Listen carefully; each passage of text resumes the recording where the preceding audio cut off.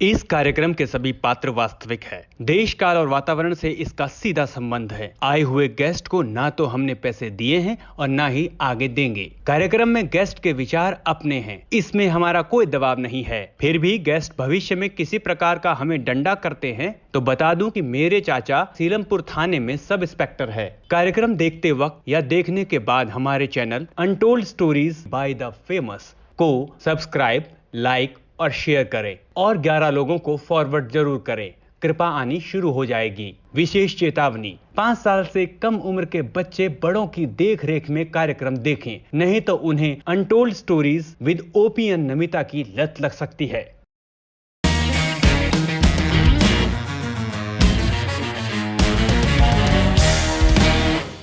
Hello and welcome to untold stories with OP and Namita. आज की हमारी गेस्ट बहुत ही स्पेशल। वो जब हंसती हैं तो सब मुस्कुरा देते हैं, उनकी आंखों से जब आंसू गिरते हैं तो सब भावुक हो जाते हैं।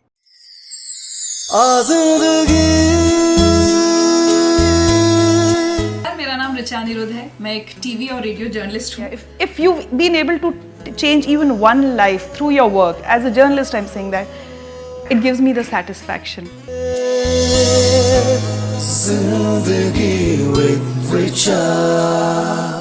Richa Anirudh, welcome. My God, क्या बात है, क्या स्वागत है। Thank you so much guys. क्या हाल है आप दोनों का? कि मैं अंकुर किया मैंने करीब 1-1.5 साल, उसके बाद इवनिंग लाइव शो एक डीडी नेशनल पे आता था वो किया, तो वो सब तो प्लान्ड नहीं था कि अचानक 2008 में जिंदगी लाइव मेरे हाथ में आया, वो भी बहुत ही फिल्मी स्टाइल से। ठीक है, एक बहुत इंपॉर्टेंट चीज है कि किसी खास व्यक्ति ने कुछ खास आके नहीं बोला है, लेकिन एक बार सुन लेते हैं और दर्शकों को दिखा देते हैं कि आखिर ये है क्या। Best anchor, female best anchor जो आपको लगती है कि यार ये मेरी जिंदगी की आज तक के सफर में बहुत अच्छी बेस्ट एंकर रही। मैं खुद दिल को अपने तसल्ली देता हूँ कि वो प्रोडक्ट मैंने बनाया, वो चीज मैंने बनाई, उसमें मेरा एक योगदान है। तो वो प्रोग्राम है जिंदगी लाइव और उसको निभाया ऋचा अनिरुद्ध। तो यस, आप कह सकते हैं उसके अंदर मुझे जो एक खास बात नजर आई जो बाकी लोगों में नजर नहीं आती थी, वो अपने काम को, अपने एंकरिंग को बहुत ज्यादा, कई बार तो जरूरत से ज्यादा सीरियसली है। कि वो इतनी मेहनत करने वाली एंकर उन्होंने कभी नहीं देखी, तो इनकी इस टिप्पणी पे आप क्या कहना चाहेंगी?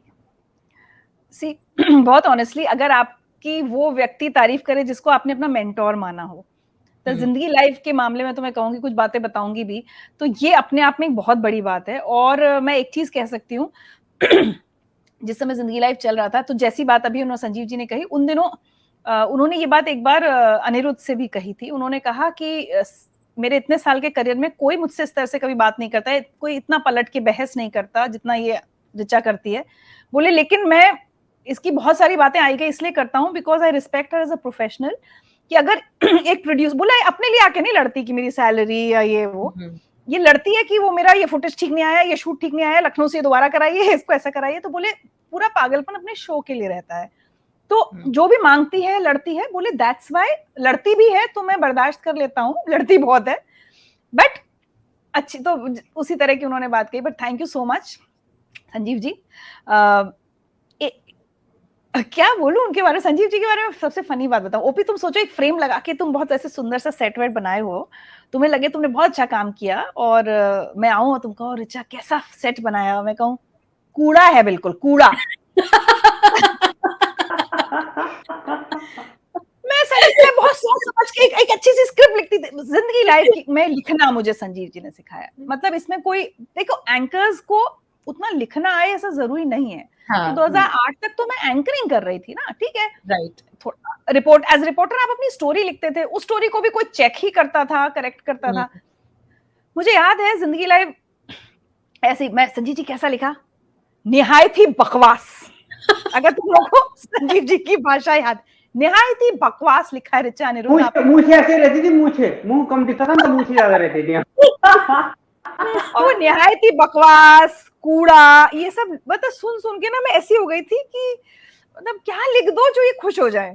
हाँ। तो फिर उसमें हम लोगों ने काफी सारे जोक्स भी बनाए थे संजीव जी के ऊपर। एक कुछ गाना भी बनाया था, चलो बुल, हाँ मैंने एक बार ऐसे खड़े होकर फ्रस्ट्रेटेड में प्रोग्रामिंग में ये सब बैठे थे, तो मैंने कहा संजीव जी ना मुझे कई बार एक हाथी जैसे लगते हैं कि मैंने एक बहुत मेहनत करके एक फसल, एक कुछ बोया, वो फसल उगी, मैं उस फसल को देख देख के खुश हो रही हूँ। मतलब स्क्रिप्ट है और मैं मुझे लग रहा है वाह क्या फसल है, और संजीव जी एक बार आते हैं उसको रौंदते हुए चले जाते हैं। तो फिर हमने गाना बनाया चलो बुलावा आया, सुनो संजीव जी ये शो देख लेंगे। हाँ हाँ, तो दिखाना ही है। तो हमने गाना बनाया था चलो बुलावा आया है, हाथी ने बुलाया है, क्योंकि जब वो मीटिंग के लिए हम लोग को बुलाते थे होगा कई बार शुरू में तो ऐसा होता था, नमिता ये कैसे बैठी हैं आप, ये कैसे चल रही हैं आप। तो एक बार ना मैंने गुस्से में कह दिया, मैंने कहा अगर ये बैठना चलना दिखना तो फिर आप किसी एक्टर से करा लीजिए ना। हाँ राइट। तो मैंने कहा संजीव जी मतलब मैं ऐसी हूँ, मैं क्या करूं। तो मैंने एक चीज पे डांट खाई है, एक चीज पे, स्क्रिप्ट पे तो जितनी खाई है वो मैं मतलब बता ही नहीं सकती।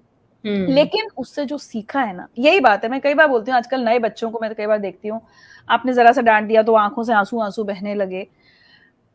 व्हेन यू लुक बैक, अब थोड़ा सीरियस उस पे आते हैं, जब आपको डांट, मुझे आज भी याद है अल्जाइमर्स का एपिसोड, तो और हमने अल्जाइमर्स के केयर टेकर्स, जिन पेशेंट्स को अल्जाइमर्स है उनको उनकी देख, संजीव जी का आइडिया था, बोले यार जिसको है वो तो है, जो उसकी देखभाल कर रहा है वो कितने स्ट्रेस में होगा। तो भाई एपिसोड शूट हो गया केयर टेकर्स के साथ, एडिट बे में आए, उन्होंने देखा मैंने कुछ इंट्रो लिखा होगा तो अच्छा, जब संजीव जी एडिट बे से बिना कुछ बोले निकल जाए तो आप समझ लो कि मतलब बहुत ही बुरा लग रहा है कुछ। तो पहुंचे हम लोग चिन्मय विन्मय सब पीछे पीछे पहुंचे कि सर क्या हो गया, क्या ये क्या बकवास बनाया है, क्या कूड़ा बनाया, सब हो गया। बट उन्होंने एक बात कही, बोले क्या है अल्जाइमर्स, तुम जानती हो ना, मुझे तो नहीं पता। बोले वो जो उधर छोटे शहर, बोले तुम्हारे झांसी में कोई बैठा होगा उसको नहीं पता होगा। तो मैंने ऐसी, बोले क्या होता है अच्छा बताओ अल्जाइमर। तो मैंने ऐसी कहा, मैंने कहा संजीव जी कोई खाना खाए और भूल जाए, नहीं याद रहता। बोले अच्छा और बताओ। मैंने कहा कि कई बार लोग अपना बेटे बेटी को नहीं, रिश्तेदार को नहीं पहचान पाते, वाइफ हस्बैंड को। बोले ठीक है और बताओ। ऐसे उन्होंने 3-4 चीजें पूछी और मैं बताती गई जैसे हमारे गए। तो ये लिखो ना इंट्रो में, ये क्या तुमने फालतू का ज्ञान दिया हुआ है, ये लिखो। हाँ सिंपलीफाई, राइट। फिर मैंने लिखा, मैंने कहा जब कुछ याद न रहे कि कुछ खाया नहीं, फिर मैंने उसको थोड़ा ऑब्वियसली थोड़ी अच्छी डेकोरेटेड भाषा में, but that's what I learn. आज भी अगर मैं जिंदगी विद ऋचा लिखती हूँ, मैंने ओपी लोगों को कभी सेट पे बोला हुआ है, पूछो कि मैं जब सोच रही होती हूँ ना कि क्या पूछना है, तो मैं आज भी सोचती हूँ कि संजीव जी होते तो क्या कहते। तो आज मतलब चांस किया था, मैं रिकॉर्डिंग गुरु पूर्णिमा पे कर रहे हूँ, मैं कहती हूँ कि मेरे बहुत सारे गुरुओं में, क्योंकि संजीव जी ने मुझे लिखना सिखाया, संजीव जी ने मुझे सिखाया कि दूसरे के दिमाग में घुस के टॉपिक मतलब and how to simplify the issue that. उसके लिए मैंने बहुत डांट खाई है, मैं जानती हूँ। मैं कई बार घर आके मैं रोती थी, कितनी बार मैंने इस्तीफे दिए हैं कि एक बार उन्होंने अनिरुद्ध से बात कही, बोले उसके 4-5 इस्तीफे मेरे इनबॉक्स में पड़े हैं, मैं किसी भी दिन कोई भी एक मतलब जिस दिन मेरा मन करे मैं एक इस्तीफा उसका एक्सेप्ट कर सकता हूँ। वो सारा हुआ है, लेकिन स्टिल मैंने बहुत सीखा। तो आज अगर वो ये कह रहे हैं कि मतलब मेहनती लगी उन्हें मैं, तो थैंक यू। और आप वो याद है आपको ऋचा, वो वाला किस्सा आप शायद सुनाना चाहेंगी। आपने तो उनका गुस्सा सहा है क्योंकि आप वो शो करती थी, मैं तो करती भी नहीं थी। याद आ गया तुम किस किस्से की बात कर रही हो, ये तो बताना बनता है, ओपी को नहीं पता। बावजूद मैंने डांट खाई है जिंदगी लाइफ में, मैंने तो कुछ किया भी नहीं। नमिता तुम्हारी वजह से मैंने खाई है, एक्चुअली हम दोनों ने एक दूसरे की वजह से खाई है। क्योंकि आपने मुझे इशारा किया था और तो वो आप किस्सा आप जरूर सुनाइए। मैं क्योंकि आप आज अपने मुंह से सुनाएंगी तो संजीव जी को पता चलेगा, दुनिया को पता चलेगा कि मेरी गलती नहीं थी। अच्छा बाय द वे उस इंसिडेंट के बाद भी एक इस्तीफा मेरा लिखा गया था, एक इस्तीफा मतलब जो वो ये तो भी क्या हुआ था तुम्हें याद है, बमन ईरानी का एपिसोड हुआ था, मुझे अच्छी तरीके से मैनेजर था मैं वहां पे। हाँ तो बमन को लाइन अप करने में नमिता ने हेल्प की थी हमारी, क्योंकि बमन ईरानी से इनकी अच्छी पहचान उससे पहले से थी, तो क्रेडिट सारा इनको जाता था। लेकिन जब बमन ईरानी शूट हुए उससे पहले नमिता जी ने इस्तीफा दे दिया था, और जो इस्तीफा दे उससे संजीव पालीवाल जी अचानक चिढ़ जाते थे बहुत, तो नमिता उनकी एकदम गुड बुक्स से बैड बुक्स में आ गई थी। हुआ ये। अच्छा उस दिन तो शूट हुआ, तो मैंने नमिता को कहा तुम भी आ जाना भाई, बमन आए हैं तो तुम आना। ये भी आ गई मैडम, और ये ऑडियंस में बैठ गई सबसे आगे, ठीक है। उसके बाद किसी बात पे बमन रोने लगे। अब उस समय के संजीव जी याद करो, देवा के तो सर पे खड़े होते थे ना एकदम, जूम इन करो, क्लोज जाओ, ये कैमरा ऐसे करो, सब कैमरामैन को, सुनील सागर तुम ये करो, सबको पढ़ रहे होती थी। बमन ने रोते रोते, अच्छा वो लोग सब क्लोज शॉट ले रहे होंगे, बमन ने मेरी तरफ इशारा किया कि टिश्यू मिल सकता है क्या। मैंने ऑडियंस में नमिता को देखा, मैंने कहा नमिता टिश्यू। नमिता भी उठी, टिश्यू बॉक्स लेके स्टेज पे चढ़ गई। ये चढ़ी और मेरे टॉक बैक पे संजीव जी चीखने की इतनी तेज आवाज की मुझे लगा कि मतलब मेरा ही कान का पर्दा फट जाएगा। किसने भेजा इसको स्टेज पे? तो मुझे लगा संजीव जी धीरे धीरे चलाओ, आपको भी कुछ हो सकता है, मतलब इस टाइप का। अब मैं ना, अब हम बैठे हैं तो क्या बोलूं, मैं ऐसे इशारा करी, हाँ हटाओ नमिता डोगरा को वहां से। मैंने कहा नमिता हो गया, चलो तुम। अब ऑडियंस बैठे हैं 100 लोग, बमन बैठे हैं, क्या करो? तो ये तो मैडम हट गई, ये शायद समझ गए होंगे कि गड़बड़ हो गया, क्योंकि उनके तो शॉट खराब हो गए ना। उसके बाद ओपी इतना चीखे संजीव जी, इतना, मतलब मुझे जैसे कई बार लगता है ना फोन पे जोर से कोई चीखे तो आवाज लीक हो जाएगी, मुझे लग रहा था मेरी टॉक बैक से आवाज लीक तो नहीं हो रही, बमन को सुनाई तो नहीं दी।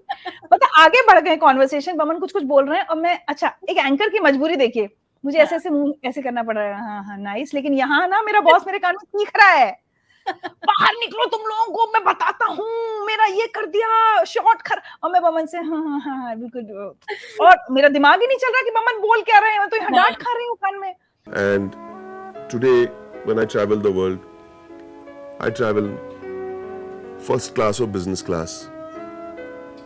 I think it's very important to appreciate what we have today. We live in the best hotels in the world, in the best suites in the world. So when one room is not as good as the other, never grumble. Because I have lived in a room with the 0 number bulb. And you have to know that where you've come from, you must never forget it. So true. और मैं ऐसे हाँ हाँ, मतलब मैं कुछ कर भी नहीं सकती भाई। एक होता है कि कोई आपको चिल्ला रहा है तो आप रिप्लाई बैक तो कर सकते हो, लेकिन यहाँ तो आप कुछ नहीं कर सकते। मेकअप में एंकर बन के बैठी हूँ, सामने बमन बैठे, मैं कुछ कर भी नहीं सकती। उसके बाद मैं बाहर निकली, तब तक वो गुस्से में घर जा चुके थे। अच्छा। तो हाँ, फिर मैंने फोन किया, मैंने कहा संजीव जी, तो तू सुनना ही नहीं था, वो तो फिर चीखने लगे। और फिर उन्होंने कहा कि मेरा शो खराब किया तुम दोनों ने, नमिता डोगरा और तुम। मैंने कहा सर, फिर मैंने फिल्मी डायलॉग, मैंने कहा संजीव जी आपका शो।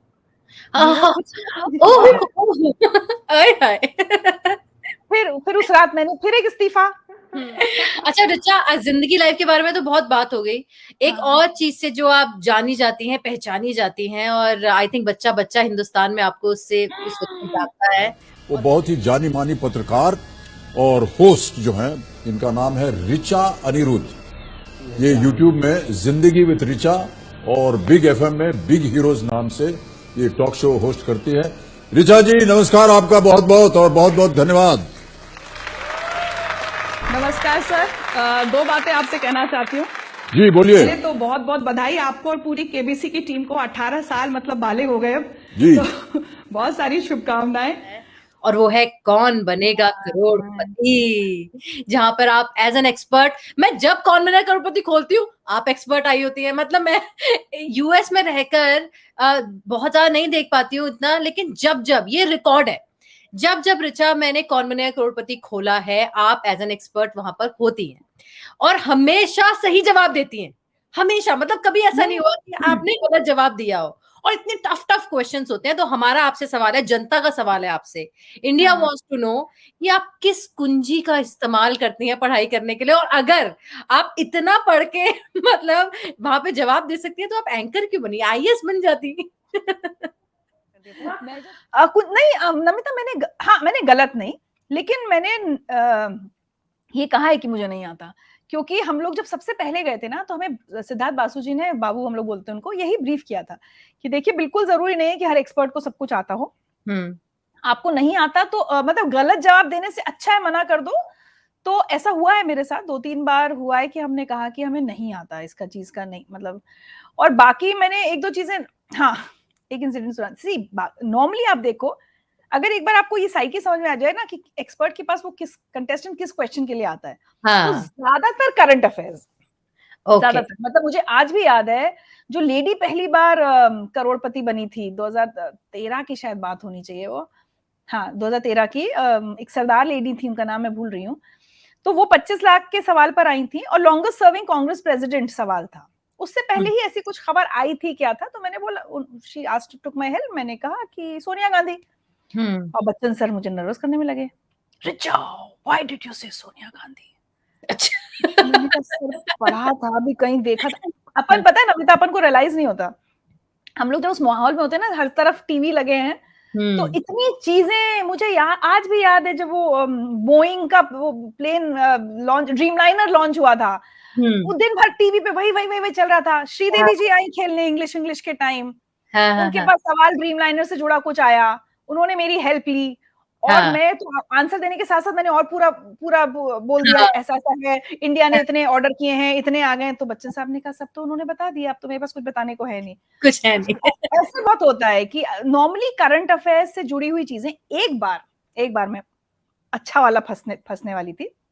आप लोगों को याद हो, अगर एक सीजन आया था बीच में जिसमें एक एक्सपर्ट नहीं होता था, 3 होते थे, त्रिगुणी बोलते थे उसको। तो मेरे इस तरफ बैठे हैं दीपक चौरसिया, हार्डकोर जर्नलिस्ट, एक तरफ बैठे हैं एक आर्मी ऑफिसर, ठीक है, अच्छा। बीच में मैं। हाँ, और आप लीस्ट एक्सपेक्ट करोगे जब कि ऐसे सवाल पे कंटेस्टेंट कहेगा एक्सपर्ट लाइफलाइन। एक गाना चला जिसमें उन्होंने कहा म्यूजिक कंपोजर कौन है, गाना मासूम फिल्म का, तुझसे नाराज नहीं जिंदगी मेरे, हाँ यही था ना, हाँ, इसकी म्यूजिक कंपोजर कौन है, और उसने कह दिया त्रिगुणी। अब इधर देखा मैंने, इधर देखा, तो दोनों ने तो, उन्होंने कहा मैं पत्रकार, मैं फौजी। तो इवन पीसीआर में मुझे बाबू ने बात बताया कि बाबू को एकदम टेंशन हो गया कि ये सवाल तो त्रिगुणी के पास जाना ही नहीं चाहिए था।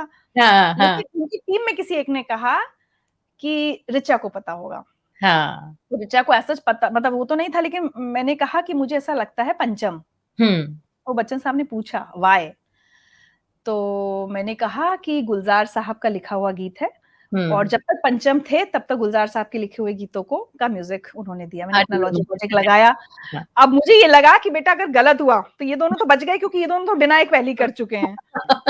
तो वो जो कंटेस्टेंट है मेरी गर्दन पकड़ेगा, लेकिन आंसर सही निकला, तो थैंकफुली बच गए उस दिन। तो ऐसी बड़ी कहानियां होती हैं कई आंसर्स के पीछे कि आपको। और मैंने एक एपिसोड देखा था रिचा, जिसमें अमिताभ बच्चन आपकी स्माइल की और आपकी इतनी तारीफ कर रहे थे। इनका कमाल हो गया आज तो, मतलब वो आपके स्माइल पे फिदा हो चुके हैं बिग बी।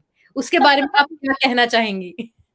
नहीं, दैट्स, मतलब बच्चन साहब ये जाने कि रिचा अनिरुद्ध कौन है, नमिता, मतलब ओपी में रोना नहीं चाहती। Oh my God. बट मैं बोलती रहती हूँ कि कई बार कि आज के बच्चे नहीं समझ पाएंगे, मेरी बेटी भी नहीं समझ पाएगी ये चीज, जिसका लाइफ टाइम ड्रीम था कि अमिताभ बच्चन से एक बार मिलना है। आप समझ रही हैं? हाँ। और आज 90% टाइम्स उसको अगर मैसेज भेजती है तो बच्चन साहब का जवाब आता है। और उन्होंने आपके बर्थडे पे एक शायद बहुत स्पेशल मैसेज भी दिया था। नमस्कार रिचा जी, आज आपके जन्म दिवस पे मैं आपको अपनी तरफ से ढेर सारी शुभकामनाएं, स्नेह, प्यार, आदर सब भेजता हूँ।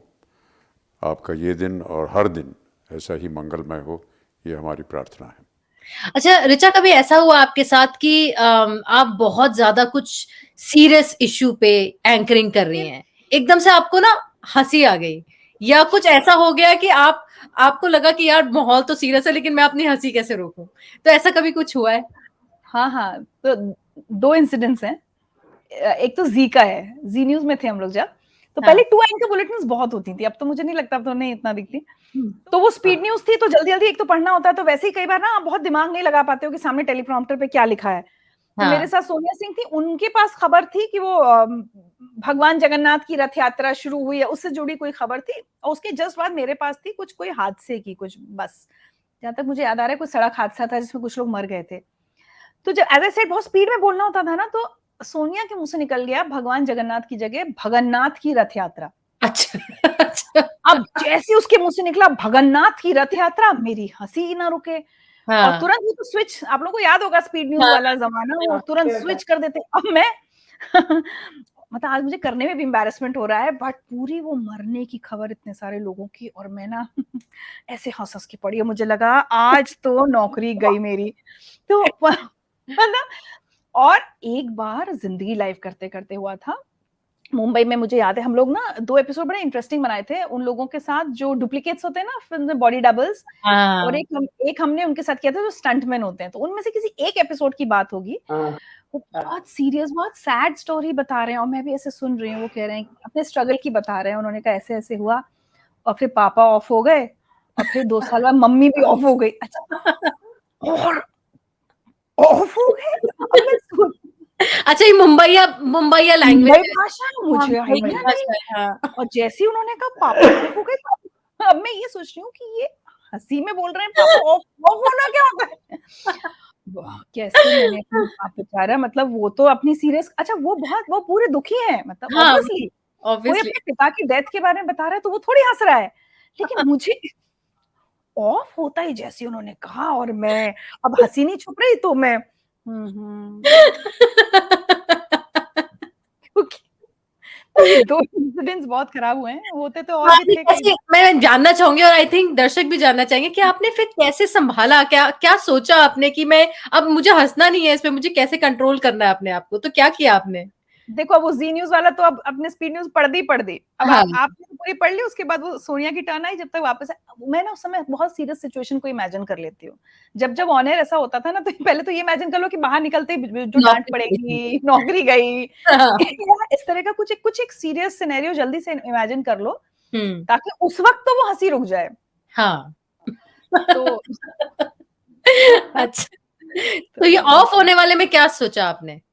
ऑफ होने में तो भाई उस समय तो मैं ऐसे बैठ गई। फिर मैं ना बार-बार, जैसे मैंने कहा कि मैं दूसरों के शूज़ में स्टेप इन करने की कोशिश कर रही थी, तो मैं पिता की डेथ और ऐसे सब सोच रही थी कि अरे कितना, मतलब मैं बहुत उस दिन तो बहुत एफर्ट लगा था मुझे। मैं शायद 2 मिनट फिर ना मैं चुप हो गई कि मतलब कैसा लगे कि हाँ, मैं बहुत दुखी हुई उनकी बात सुन के।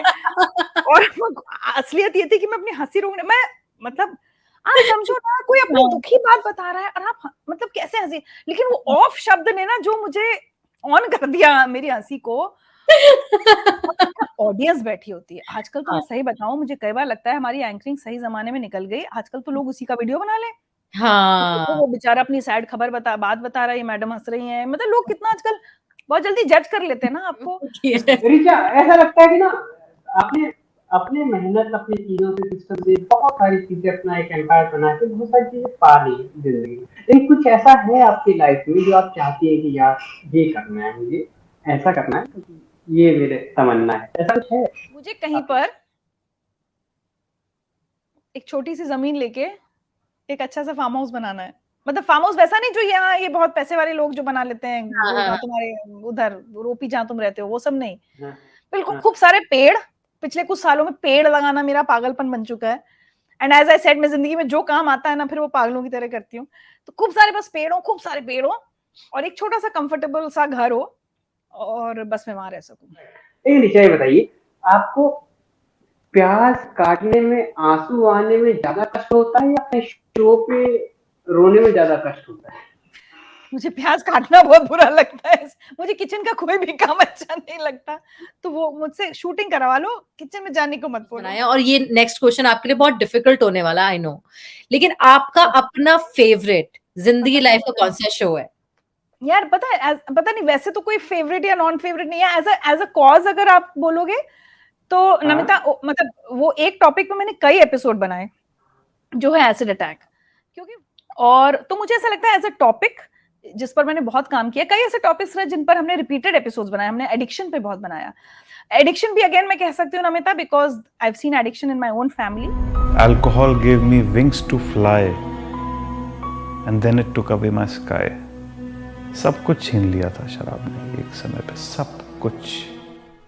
वो मेरा भाई है जो नशे के दलदल में फंसकर, उसमें डूबकर उससे बाहर निकला है।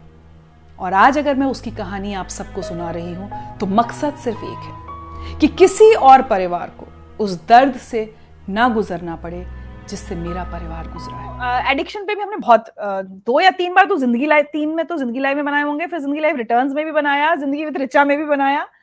तो ये मैं पर्टिकुलर, मेरा एपिसोड क्लोज नहीं टू माय हार्ट नहीं है, बट ये issues acid attack and alcoholism पे हमने काम किया, और हमने अच्छा काम किया। तो ऋचा, आपने जैसे कहा कि लोग आपको ईमेल करते हैं और बताते हैं कि जिंदगी लाइफ का उनकी जिंदगी में क्या इम्पैक्ट पड़ा, तो पहली बार वो फीलिंग कब आई कि हाँ यार, मैंने जिंदगी में कुछ कमाया है? वो होता रहता है नमिता, लेकिन मैं एक चीज बताऊं मुझे जो बहुत अच्छी लगती है, मैं कहीं जाती हूँ एयरपोर्ट पे या कुछ है, तो ऐसा नहीं है कि कोई मुझे बहुत सेलिब्रिटी की तरह देखता है। मैं आपको सही बता रही हूँ। मुझे याद है 2 साल पहले रेखता में मैं जा रही थी, तो एक कोई आंटी जी आई मेरे पास, वो मेरा हाथ पकड़ा और वो रोने लगी। आपको एक जगह मैं बहुत एक हाई प्रोफाइल उसमें थी, एक आईएएस ऑफिसर थी, वो मेरे पास आई, बोली आप ऋचा अनिरुद्ध? तो ऐसे लिया, I been watching your shows, ऐसे thank you, and I saw टप टप टप टप। क्योंकि होता क्या है ना, हमने इतने टॉपिक्स पे शो बनाया कि कहीं कहीं किसी ने रिलेट किया है। हम बिल्कुल फ्लाइट में चढ़ने से पहले जो बिल्कुल लास्ट एक कोई फ्लाइट अटेंडेंट होते हैं ना जो आपको बस लास्ट बोर्डिंग पास चेक कर रहे होते हैं, तो मैं बिल्कुल खड़ी हूँ, लड़के, एक यंग लड़का था, उसने मुझे देखा, उसने बोर्डिंग पास देखा, उसने मेरी तरफ देखा और उसने अचानक से पैर छू लिए। एक बार और ऐसा हुआ था कि मेरे एक बर्थडे पे मेरे बहुत सारे कुछ अलग अलग शहरों के फैंस ने ना एक ग्रुप बनाया था, फिर उन्होंने लिखा कि हम नोएडा आना चाहते हैं, तो हालांकि मैं बहुत मना कर रही थी, लेकिन फिर ये हुआ कि नहीं, आने दो सबको, मैं अच्छे से लंच सबको ट्रीट कर देती हूँ, ऑल दैट। उसमें एक लड़का अहमदाबाद का है, तो सब लोग आए, सबने कुछ गिफ्टेड दी, मेरे घर की बात है, और वो बस बैठा ऐसे मेरे पैर छूने झुका, और आई थिंक अगले 15 मिनट तक वो सिर्फ रोता रहा। अच्छा। हाँ, और मुझे समझ नहीं आया कि अब मैं इसको कैसे चुप कराऊं, क्या बोलूं, रो रहा है वो आज भी मुझसे जब मिलता है ना, मैं उसका नाम याद नहीं लूंगी, वो मुझसे बात नहीं करता कभी। तो कभी ऐसा हुआ ऋचा कि जिंदगी लाइव देख के या कुछ आपका जो सोशल इश्यूज के जितने भी शोज हैं वो देखकर किसी की जिंदगी बेटर हुई हो, मतलब उससे उन्होंने कुछ सीखा हो और उनकी लाइफ में एक बहुत ड्रास्टिक चेंज आया हो because of what you did? रहता है ना, तो मुझे आज भी याद है, जिंदगी लाइव के पहले सीजन के बाद ही ईमेल आई थी इलाहाबाद से, आज भी मुझे याद है, उस लड़की ने लिखा था कि उसके शायद घर में कुछ प्रॉब्लम थी, डोमेस्टिक इश्यूज थे, और वो 2-3 साल से स्लीपिंग पिल्स पर थी। अच्छा। बहुत, उसको क्रॉनिक डिप्रेशन था, और उसने कहा जब से मैंने जिंदगी लाइव देखना शुरू किया है, मेरा मैंने स्लीपिंग पिल्स लेना बंद कर दिया है। और उसने लास्ट में एक लाइन लिखी थी, thank you for saving my life. अच्छा, उस जमाने में कुछ सेव वेव भी नहीं करते थे, ईमेल ना हमने कुछ प्रिंट आउट निकाला, बट वो एक मेल ना मेरे, उसके बाद ऐसी 100 से ज्यादा मेल आ चुकी होंगी नमिता, लेकिन एज आई सेड वो पहली याद रहती है। ऋचा, अगला जो हमारा कुछ और भारी सवाल आने वाले, इसमें आप ना, साइलेंट और पास 3 शब्द का इस्तेमाल नहीं कर सकते, आपको जवाब देना ही। My God. हाँ, और इसके एवज में आपने सही जवाब दिए तो कोई गिफ्ट नहीं मिलेगा, हम देते भी नहीं है, हमारे पास पैसे भी नहीं है, ठीक है, हम दे दे भी नहीं गेस्ट को जवाब देना बहुत जरूरी है। तो ऋचा, शुरू करते। पहला बहुत इंपॉर्टेंट सवाल आज तक आपने पॉलिटिशियन हुए, सेलिब्रिटीज हुई, एक्टर हुए, स्पोर्ट्समैन, व्हाटएवर जो भी हुआ, सबके इंटरव्यू लिया, आपका फेवरेट कौन है ओपी और नमिता में से? यार ये तो मतलब एक तरफ कुआं एक तरफ खाई, दोनों ही फेवरेट नहीं है, दुष्ट हो तुम दोनों। ये तो ऑप्शन नहीं था, ये ऑप्शन ही नहीं था। अच्छा नमिता सुनो, मुझे उसके साथ काम करना है, अभी शूट वूट पे जाना है, तो ओपी कह दूं? अच्छा। अच्छा नमिता मेरी बहुत प्यारी बच्ची है, बहुत डांटा, इसको डांट भी खा लेती थी मेरी। ये आपने मेरे को सारा भी किया, ओपी तेरे को बात नहीं नहीं तुम दोनों मेरे बहुत बहुत बहुत प्यारे हो, दोनों उनके फेवरेट। चलिए, आपको खाना पकाना अच्छा लगता है या गाना गाना? गाना मतलब आता तो दोनों ही काम अच्छे से नहीं है, लेकिन कोई बोले खाना बनाओगे तो मैं गाना गा लूंगी। तो गाना गा के सुनाइए, साथ में गाओ। अरे शुरू तो कीजिए। सुनो, मैं अच्छा नहीं गाती बिल्कुल।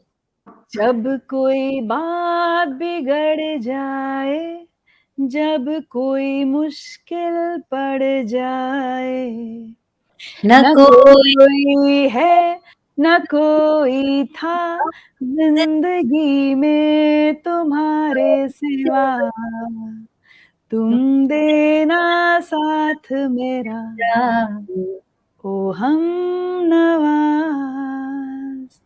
वाह, ये था your most irritating guest on the show. अरे तुम लोग मरवाओगे या नाम लेके? अरे कुछ तो हिंट दे दीजिए, कुछ तो मुंह से बता दो, शक्ल बता दो, हम स्केच बनवा लेंगे। हम स्केच बनवा लेंगे उसका। नहीं गड़बड़ हो जाएगी, बहुत गड़बड़ हो जाएगी। ओके, नेक्स्ट क्वेश्चन ऋचा, किस को एंकर के साथ, आपने बहुत सारे को एंकर के साथ काम किया है, शोज किए हैं, लेकिन किसके साथ अभी आपकी तमन्ना है कि एक शो मैं करती तो मजा आता? मतलब जिसका नहीं किया होगा, right?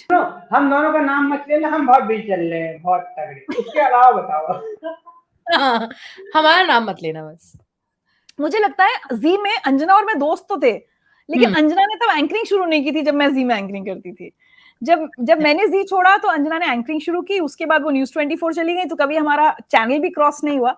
So probably we been good friends, तो कभी एंकरिंग साथ करते तो मजा आता शायद, बट कभी मौका नहीं मिला।